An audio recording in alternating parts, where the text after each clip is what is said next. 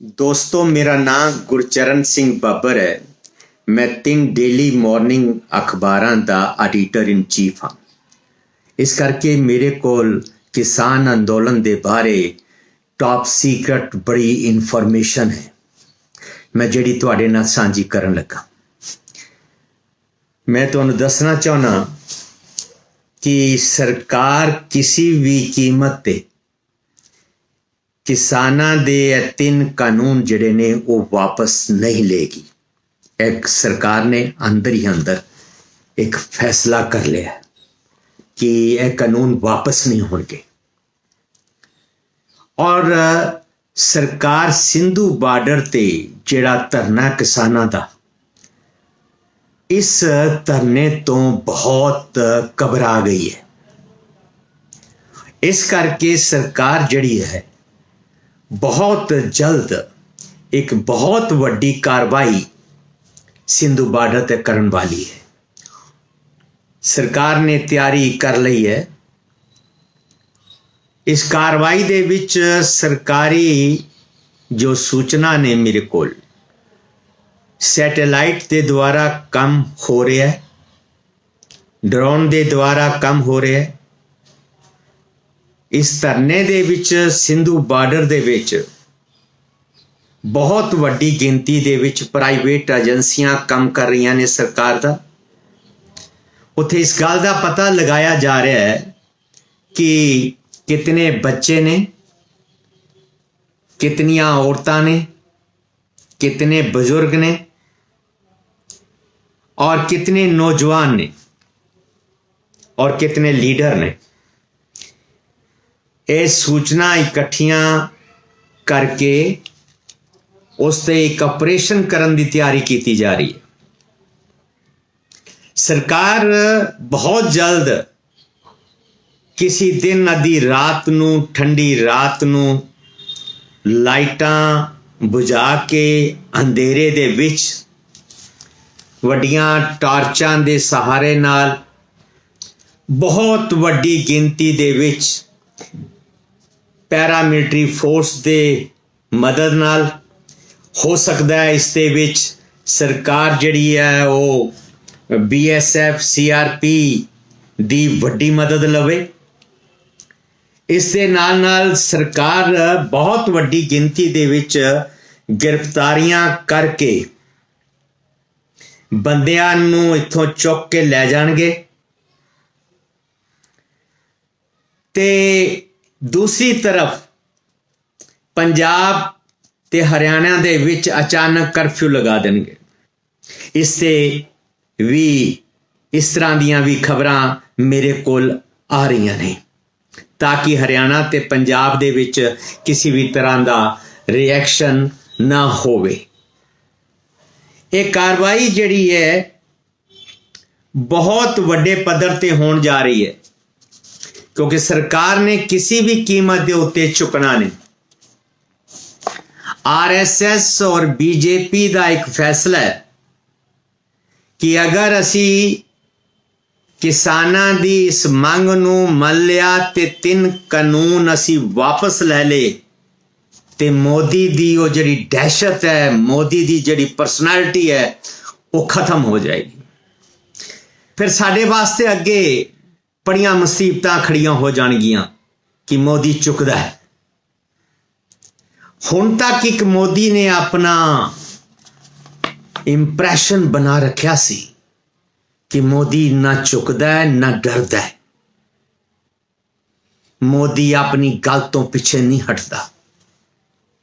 इस करके मोदी ने और मोदी सरकार ने यह पक्का फैसला कर लिया है कि असी किसी भी कीमत पे किसानां दे 3 कानून वापस नहीं लेने।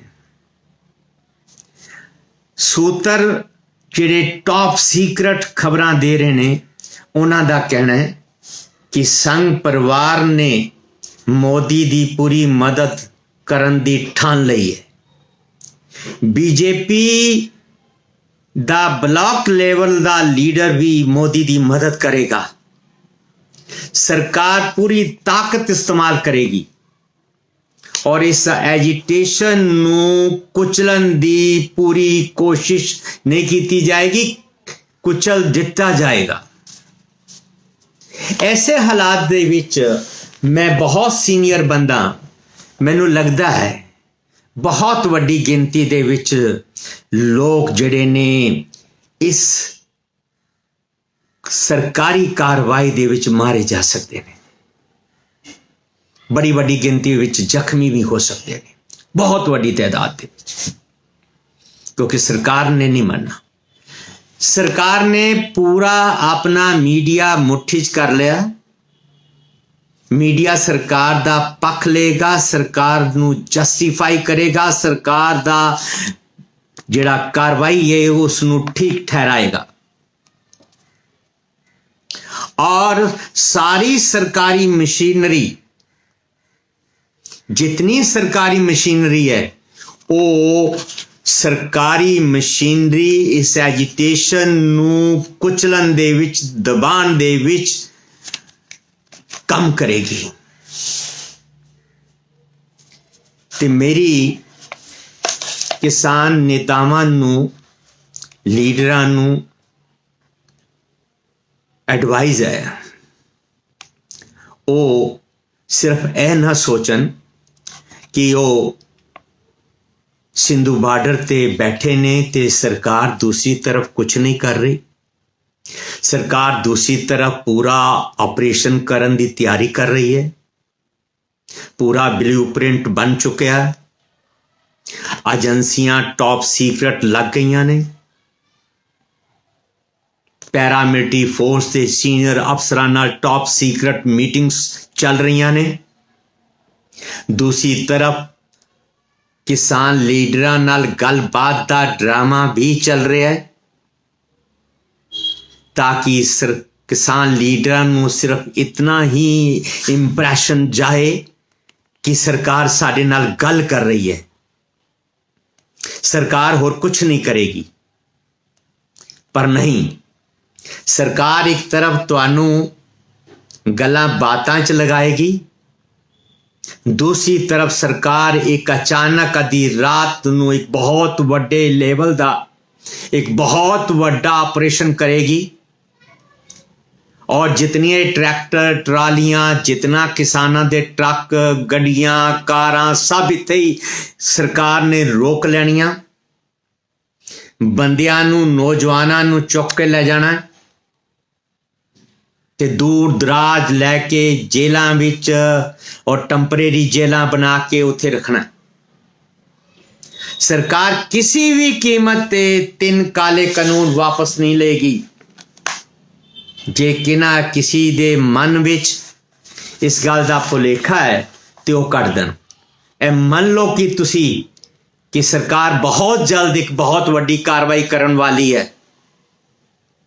मेरा मकसद सिर्फ और सिर्फ इतना है कि मैं किसान लीडरां ਨੂੰ